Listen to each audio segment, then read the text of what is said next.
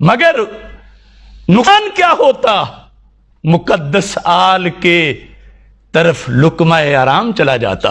صدیق اکبر حضرت سیدہ فاطمہ رضی اللہ تعالی عنہا کو حرام مال کیسے دے سکتے تھے؟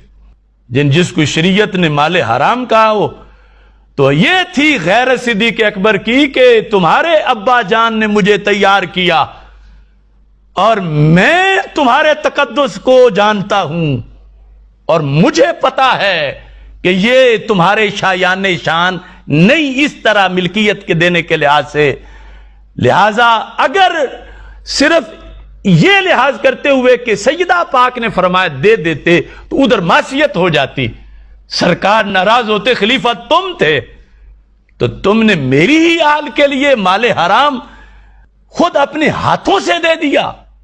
تو اس بنیاد پر حضرت صدیق اکبر رضی اللہ تعالیٰ عنہ نے نہ دے کے مقدس گھرانے کی تقدیس پہ پہرا دیا۔ لہذا حضرت فاطمہ رضی اللہ تعالیٰ عنہا نے اگر یہ دلیل پیش کی تھی تو پھر بھی معصوم نہیں تھی، غلطی ہو گئی کہ مسئلہ باغ فدق میں یہ روافض تم دلیل نہ بناؤ کہ معصوم تھی تو مانگنا ہی حق کی دلیل ہے، نہیں خطا کا امکان تھا اور خطا پر تھیں، جب مانگ رہی تھیں خطا پر تھیں۔ تو اس کے نتیجے میں یہ ایک سوال پیدا ہوا۔ اب یہ ذات ذہن میں رکھ لیں، یہ سوال صرف سیدہ کائنات سلام اللہ علیہا کے ذہن مبارک میں نہیں پیدا ہوا کہ ان کے اوپر بات لا کے کھڑی کر دی جائے کہ نہیں، انہوں نے صرف یہ نہیں پوچھا، یہ سوال سیدنا علی شیر خدا نے بھی پوچھا ہے اور یہی سوال سیدنا عباس بن عبد المطلب نے بھی پوچھا ہے اور یہی سوال ازواج مطہرات نے بھی پوچھا ہے۔ اب یہ لوگوں کو معلوم نہیں، کبھی یہ چیزیں زیر بحث نہیں آتی تو کس کس کو ہم خطا وار ٹھہرائیں گے معاذ اللہ، یا کس کس کے پوچھنے کو خطا قرار دیں گے؟ یہ پھر دوہرا رہا ہوں، یعنی سیدہ کائنات نے پوچھا ہے، بھئی اسٹیٹ پالیسی بنوانی ہے جو امت کے لیے چھوڑ گئے ہیں، آنے والے خلفاء کے لیے چھوڑ گئے۔ سیدنا علی شیر خدا نے پوچھا ہے جو باب مدینۃ العلم ہے، حضرت عباس نے پوچھا ہے، اور میں عرض کر رہا ہوں بقیہ ازواج مطہرات نے بھی پوچھا ہے۔ تو اگر یہ سوال کرنے کو ہم خطا سمجھیں تو سارے ہی معاذ اللہ خطا وار بن جاتے ہیں، ایسا نہیں ہے۔ ہر کسی کا پوچھنا خطا بن جائے گا، کون بچے گا؟ ایسی بات نہیں ہے۔ تو سیدنا فاروق اعظم رضی اللہ تعالیٰ عنہ اس حدیث میں فرما رہے ہیں ان النبی صلی اللہ علیہ وسلم کان یبیع نخل بنی النضیر ویحبس لأہلہ قوت سنتہم۔ فدق کا بھی یہ اصول تھا، بنی نذیر کا بھی یہ اصول تھا، اور میں نے آپ کو کئی اور بتا دیا۔ فرمایا کہ آقا علیہ السلام جو بنی نذیر کی کھجوریں وغیرہ بیچ کے اس کے خرچے سے پوری اہل بیت کے لیے پورے سال کا خرچہ ان کے لیے جوڑ کے رکھ لیتے اور ان کو دیتے تھے۔ اب سوال یہ تھا کہ آقا علیہ السلام کے وصال کے بعد یہ حصہ، باقی کسی وراثت کی بات نہیں ہو رہی، یہ حصہ جو پورا سال سارا ان کا، اور اگلے سال کا مطلب ہے کہ نیکسٹ ایئر پھر سال کا رکھ لیتے، تو ملتا ہی ان کو تھا جو حصہ، وہ حصہ جو صرف ان کو ملتا تھا اور سال بھر کا خرچہ ملتا تھا، اس کو مینج کون کرے گا؟ وہ میراث ہے، وراثت ہے، اس کو ہم خود اپنے کنٹرول میں رکھیں گے اور ہم ہی نے تقسیم کرنا، اور باقی جو ذمہ داریاں اس کے ساتھ متعلقہ تھی امت کی وہ بھی ہم نے نبھانی ہیں، یا اسٹیٹ رکھے گی، یہ وراثت میں آتا ہے یا میں نے کہا تصرف مالکانہ میں آتا ہے، واقفانہ میں آتا ہے یا حاکمانہ میں آتا ہے، کس باب میں آتا ہے؟ یہ وہ پالیسی بنوانے کے لیے آپ گئیں۔ یہ صحیح بخاری کی اگلی حدیث آپ کو بیان کر دی۔ اب اس کے اوپر ایک اور حدیث جو میں نے آپ کو پہلے بھی پڑھ کے سنا دی، وہ اس جگہ کتاب النفقات میں بھی دوبارہ آئی ہے کتاب النفقات میں، کہ یہ وہ میں نے عرض کیا کہ اس سے کویسچن ابھرتا تھا جس کا جواب موجود نہیں تھا، اور جواب موجود نہیں تھا سے مراد اس کے لیے پالیسی بنانی تھی۔ اب یہی چیز صحیح بخاری میں، اس میں بھی الفاظ ہیں، وہ جو سیدہ کائنات سلام اللہ علیہا نے جو بھیجا کسی کو سیدنا صدیق اکبر کی خدمت میں، یا خود ارشاد فرمایا ان سے، میراث کی بات کی، آقا علیہ السلام سے پوچھا میراث کا، تو اس کے الفاظ تھے تسألہ میراثہا من رسول اللہ صلی اللہ علیہ وسلم مما افاء اللہ علیہ بالمدینہ وفدق وما باقی من خمس خیبر. وہ تین چیزیں تھیں، فدق اور مدینہ کی جو خاص جائیدادیں اور خیبر کا جو خمس تھا، خمس وہ جو قرآن مجید نے بیان کیا، میں نے آپ کو سورہ انفال میں سے آیت پڑھ کے سنا دی. تو یہ حکم قرآن تھے. سیدہ کائنات کا سوال قرآنی احکام پر مبنی تھا. خطا کیسے ہو سکتا ہے؟ جبکہ سیدنا صدیق اکبر رضی اللہ تعالیٰ عنہ کو جواب ان قرآنی احکام کی تشریح و تعبیر حدیث پر مبنی تھی. ان کا جواب حدیث نبوی پر مبنی ہوا، جس حدیث نے شرح کر دی. سیدہ کائنات کا سوال قرآن کی آیتوں پر مبنی ہوا، قرآنی حکم پر مبنی تھا. اور وہ انہوں نے جو شرح کی کس کیپیسٹی میں؟ وہ خلیفۃ المسلمین کی کیپیسٹی میں. جیسے پارلیمنٹ فیصلہ کرتی ہے ایک قانون سازی کر دے، دیٹس اٹ. یا سپریم کورٹ ایک فیصلہ کرتی ہے ایک قانون سازی کر دے، وہ آئین کی شرح ہو جاتی ہے، ختم ہو گئی بات. ان کی اتھارٹی آقا علیہ السلام کی حدیث کو انہوں نے اطلاق کر دیا اموال فے پر بھی، فدق پر بھی، اموال مدینہ جو خاص تھے بنو نذیر کے ان پر بھی، اور خمس خیبر پر بھی. یہ اطلاق آقا علیہ السلام نے نہیں فرمایا تھا، یہ خلفاء کے لیے چھوڑ دیا تھا. اس پر میں وہ حدیث ایک آپ کو سنا دوں کیسے چھوڑ دیا تھا. کوئی یہ نہ کہہ دے کہ پھر معاذ اللہ انہوں نے زیادتی کی سیدنا صدیق اکبر رضی اللہ تعالیٰ عنہ نے. نہیں، یہ بھی آقا علیہ السلام چھوڑ کے گئے تھے یہ بات کہ بعد میں سیٹل کریں. یہ سنن ابی داؤد کی حدیث پڑھ رہا ہوں، سنن ابی داؤد حدیث نمبر 2977 2977 حدیث نمبر ہے، کتاب الخراج. اس میں حدیث ہے آقا علیہ السلام نے جو فرمایا لا نورث، ہمارے مال کے وارث نہیں ہوتے، وراثت نہیں ہوتی. ما ترکنا فہو صدقۃ، جو چھوڑتے ہیں وہ صدقہ ہوتا ہے. یہ کہہ کے پھر ارشاد فرمایا وَإِنَّمَا هَذَا الْمَالُ لِآلِ مُحَمَّدٍ لِنَائِبَتِهِمْ وَلِضَيْفَتِهِمْ. یہ وہ حدیث ہے آقا علیہ السلام کی جو ضرورت پیدا کرتی ہے سیدہ کائنات کے پوچھنے کی، اور مولا علی المرتضیٰ کے پوچھنے کی، حضرت عباس کے پوچھنے کی، اور آگے ازواج مطہرات کی بھی سناتا ہوں. انہوں نے بھی پوچھا ہے یہی سوال، ازواج مطہرات نے بھی کیا، صحیح بخاری میں ہے. یہ حدیث آقا علیہ السلام کو فرمان ضرورت پیدا کرتا ہے کہ پوچھا جائے کہ آقا علیہ السلام نے فرمایا بے شک ہم جو چھوڑتے ہیں وہ صدقہ ہوتا ہے، وراثت نہیں ہوتی، مگر وانما، مگر خالص یہ مال، انما کلمہ حصر کے ساتھ ھذا المال، یہ جو مال فے ہے لآل محمد، یہ آل محمد کے لیے ہے، اور جو ان کے نائبین نمائندے ہیں اور ان کے جو ضیوف ہیں اور یعنی ان کے اخراجات کے لیے. یہ آقا علیہ السلام نے فرما دیا. اور اگلی بات آقا علیہ السلام نے فرمائی یہ مینج کون کرے گا؟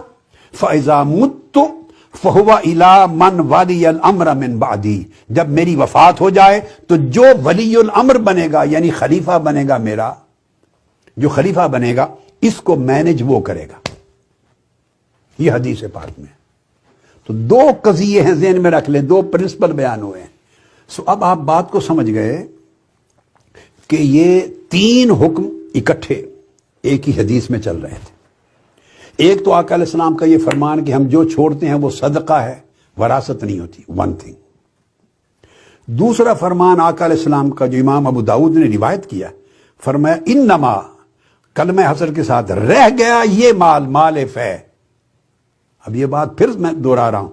ایک فرمایا لا نورث، ہم وراثت نہیں چھوڑتے، ہماری وراثت نہیں ہوتی، ہم جو چھوڑتے ہیں وہ صدقہ ہوتا ہے، ایک کلیہ. دوسرا کلیہ وانما، رہ گئے اموال فے، یہ جس میں فدق اور یہ چیزیں آتی ہیں. ھذا المال لآل محمد، یہ جو آل محمد ہے، اہل بیت ہے، یہ ان کی ضروریات اور ان کے مہمانوں اور ان کے اخراجات کے لیے. اب یہ دوسرا قاعدہ. اب آپ خود سوچ لیں گے بات کو کہ یہ وضاحت طلب یہ سوال تھا، سوال کی حاجت تھی کہ نہیں. یہ احسان ہے سیدہ کائنات کا پوری اہل بیت پر اور سارے صحابہ کرام پر کہ اس کی پالیسی بنوائی آپ نے.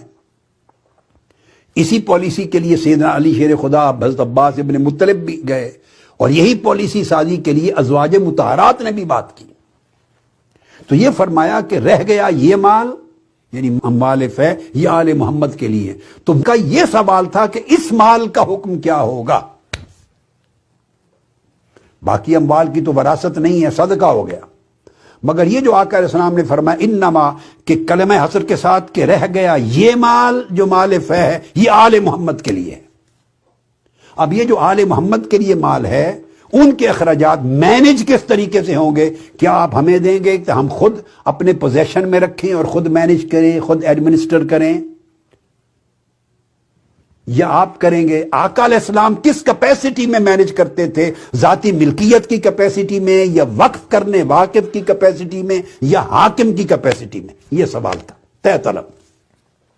اور تیسری بات آقا علیہ السلام نے اس کا راستہ دکھا دیا تو فرمایا فَإِذَا مُتُّ، جب میری وفات ہو جائے گی، فَهُوَ إِلَىٰ مَنْ وَلِيَ الْأَمْرَ مِنْ بَعْدِي، تو اس کا فیصلہ کرنا میرے بعد میرے خلیفہ اور نائب کے پاس ہوگا۔ یعنی خود اعلان نہیں فرمایا کہ کون اس کو پوزیس کرے اور کون ایڈمنسٹر کرے، فرمایا اس کی قانون سازی میرا خلیفہ کرے گا،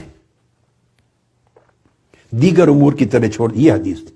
سو چونکہ آپ نے فرما دیا تھا جو میرا ولی الامر ہوگا، میرا خلیفہ، وہ میری وفات کے بعد فیصلہ کرے گا، سو سیدہ کائنات حضور کے ولی امر کے پاس گئی یہی سوال لے کر کہ آپ فیصلہ کریں۔ یہ سمپل سی بات ہے۔ یہ میں نے حدیث نمبر 2977 کتاب الخراج سے پڑھ دی۔ اب اس سے پہلے حدیث نمبر 2975 بھی پڑھ لیں، 2975، اس کے الفاظ بھی سیدہ کائنات کے سوال کے حق میں جاتے ہیں کہ وہ مبنی بر حق ہے، اور مولا علی اور سیدنا صدیق اکبر رضی اللہ تعالیٰ عنہ کا جواب بھی مبنی بر حق ہے کہ آقا علیہ السلام نے انہیں ذمہ داری دے دی تھی بطور خلیفۃ الرسول کہ وہ فیصلہ کریں گے۔ اور پھر قرآن مجید میں ایک ضابطہ بھی چلا آ رہا تھا کہ بعض اموال کی وراثت کا ذکر آتا ہے، اس وقت تک منع نہیں تھی وراثت انبیاء کی، یہ تو آقا علیہ السلام نے قانون ضابطہ مقرر فرما دیا نا۔ تو سورہ مریم میں دیکھیں حضرت زکریا نے دعا کی تھی فَحَبْ لِي مِن لَّدُنْكَ وَلِيًّا يَرِثُنِي وَيَرِثُ مِنْ آلِ یعقوب، کہ باری تعالیٰ مجھے بیٹا عطا فرما جو میرا وارث بنے، یارثنی جو میری وراثت کا مالک بنے اور آل یعقوب کا وارث بنے۔ یہ قرآن مجید کی آیت ہے، تو وراثت تو قرآن مجید سے ثابت تھی۔ تو سجدہ کائنات کا سوال یا ازواج مطہرات کا سوال یا مولا علی المرتضیٰ سیدنا عباس بن عبد المطلب، ان سب کے سوال مبنی بر احکام قرآنی تھے، اور وہ جو غنائم اور مال فے کے بارے میں قرآن مجید کی آیات ان پر مبنی تھے۔ آگے ان کا سٹیٹس آقا علیہ السلام کے وصال کے بعد کیا ہوگا، مینجمنٹ کا طریق کیا ہوگا، یہ سوال درکار تھا، چونکہ یہ سٹیٹس کلیئر نہیں تھا آقا علیہ السلام کے بعد۔ اور آپ نے اشارہ کر دیا تھا اس کے سٹیٹس کو کلیئر کرنے کا۔ اب یہ جو قول ہے جو ارشاد فَحَبْ لِي مِن لَّدُنْكَ وَلِيًّا یارثنی، زکریا علیہ السلام کا کہنا کہ باری تعالیٰ مجھے بیٹا دے جو میرا وارث بنے، یہ جو حکم ہے، اس حکم کے لیے قرآن مجید کی جو آیت میں نے پڑھی سورہ مریم کی، اس پر دو قول ہیں، مفسرین اور ائمہ محدثین بیان کرتے ہیں۔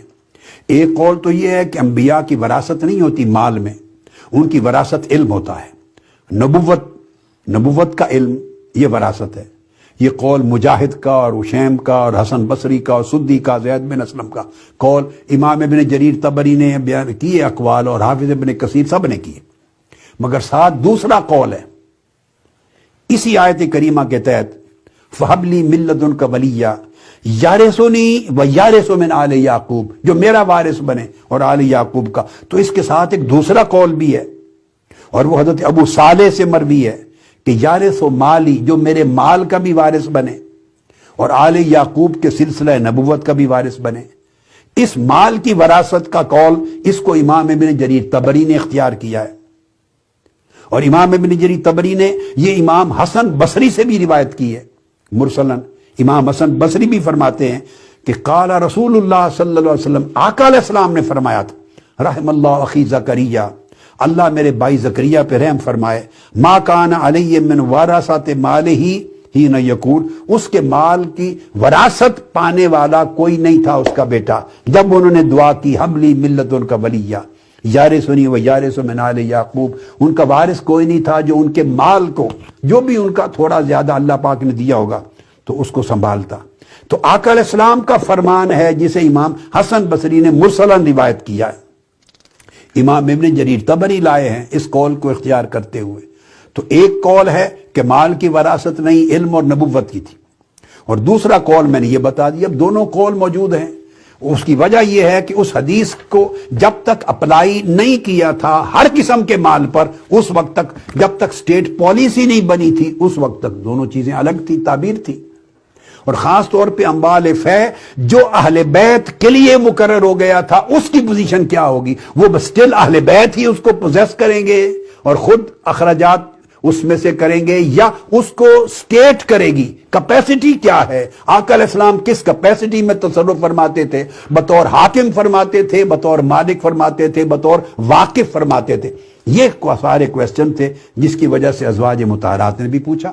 تو سیدنا صدیق اکبر رضی اللہ تعالیٰ عنہ کے پاس جب سیدہ کائنات نے یہ پیغام بھیجا یا تشریف لے گئیں، یا ازواج مطہرات کو جب حضرت عائشہ صدیقہ رضی اللہ تعالیٰ عنہ نے بتایا، اور سیدنا علی کو اور حضرت عباس کو جب سیدنا فاروق اعظم اور انہوں نے بتایا، تو کیا تھا؟ سیدنا صدیق اکبر نے کیا کیا؟ سن لے، ایسا نہیں کہ ان کے پاس حدیث تھی اور باقیوں کو معلوم نہیں تھی، ہو بھی سکتا ہے، مگر یہ بھی ہے کہ اس حدیث کا اطلاق ان پر ہوتا ہے یا نہیں ہوتا، یہ بھی اپنی جگہ قول ہے۔ کئی احکامات آقا علیہ السلام کے ارشادات ایسے بھی ہیں کہ ایک صحابی کو فرمائے، ایک مجلس میں فرمائے، دوسرے نے نہیں سنے، رفتہ رفتہ وہ روایت آگے پہنچی، ایسا بھی ہوتا تھا۔ مگر ایسا بھی ہے کہ حدیث موجود ہے، معلوم ہے، مگر اس حدیث کا اطلاق ان اموال فے پر بھی ہوگا یا نہیں ہوگا، یہ سوال حل طلب ہے۔ اور وہ حدیث موجود ہے کہ ترکہ جو ہے وہ صدقہ ہوگا، وراثت نہیں ہوگی، مگر جو حصہ آقا علیہ السلام نے اہل بیت کے لیے خاص فرما دیا تھا، اس کو مینج بھی سٹیٹ کرے گی یا خود کریں گے، یہ حل طلب تھا، اس کے اوپر کوئی حکم موجود نہیں تھا۔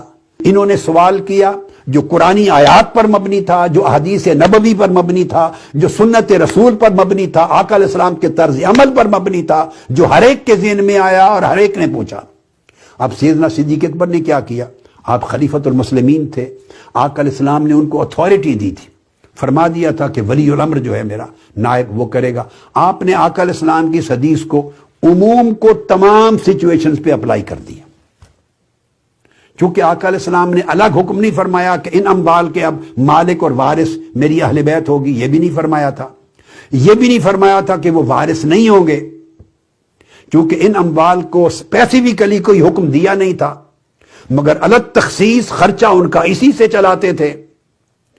تو جب یہ بات آئی، اور یہ بھی آقا علیہ السلام نے فرمایا تھا کہ جو ہم چھوڑتے ہیں وہ صدقہ ہوتا ہے، وراثت نہیں ہوتی، تو انہوں نے جو عمومی حکم تھا آقا علیہ السلام کا آپ کی شان کے لائق، اس حکم کو اطلاق کر دیا ہر قسم کے اموال پر۔ کیوں کر دیا؟ کہ یہ اتھارٹی آقا علیہ السلام نے ان کو دی تھی، اسٹیٹ اتھارٹی تھی، خلیفۃ المسلمین، خلیفۃ الرسول کے طور پہ اطلاق کر دیا۔ اور طریقہ یہ رہا کہ جس طرح آقا علیہ السلام تقسیم فرماتے تھے وہی طرز تقسیم قائم رہے گی۔ تو گویا اس کا جو تصرف ہے، تصرف حاکمانہ ہو گیا یا تصرف واقفانہ ہو گیا۔ ملکیت کا تصرف نہیں، وقف کا بھی ہو سکتا ہے اور حکومت کا بھی ہو سکتا ہے۔ حاکمانہ تصرف کر دیا کہ سٹیٹ اس کو اون کرے گی، مگر جس طریقے سے آقا علیہ السلام اس کے حصے تقسیم فرماتے تھے اسی طرز پر اسی قدر حصے تقسیم ہوتے رہیں گے۔ سو پھر ان اموال کے حصے اہل بیت اطہار کے ہاں جاتے رہے، ازواج مطہرات کے ہاں جاتے رہے، اور اہل بیت کے نسلوں تک جاتے رہے، پورے خلفائے راشدین کے زمانہ میں اور بعد ازاں بھی ان کو جاتے رہے۔ تو جو آقا علیہ السلام کا طریق تھا وہ قائم رہا۔ تو گویا انہوں نے ایک سٹیٹ پالیسی بنا دی، اور یہ جو پورا ایک نظام تھا جو آقا علیہ السلام نے چھوڑا تھا اپنے خلفاء کے لیے، اس کو ایڈریس کر کے تو ایک پالیسی بن گئی جس کو ہر ایک نے قبول کیا خوشی سے۔ لہذا یہ بات کلیئر ہو گئی، اس میں اب کوئی اشکال نہیں رہا، کیونکہ وہ ان کے سوال کا جو جواب تھا انما ھذا المال لآل محمد، یہ مال آل محمد کے لیے ہے، یہ مین کویسچن تھا کہ آل محمد کے لیے ہے تو مینج اہل بیت ہی کریں گے یا مینج سٹیٹ کرے گی؟ سیدنا صدیق اکبر نے فرما دیا کہ سٹیٹ مینج کرے گی۔ آقا علیہ السلام کی اس حدیث کی روشنی میں سب نے اس تعبیر اور اس تشریح پر اتفاق کر لیا۔ تو یہ بھی اجتہاد تھا، وہ بھی اجتہاد تھا، دونوں طرف۔ تو اس میں دونوں حق پر ہیں اور کوئی خطا کہیں نہیں، نہ کوئی امکان ہے خطا کا۔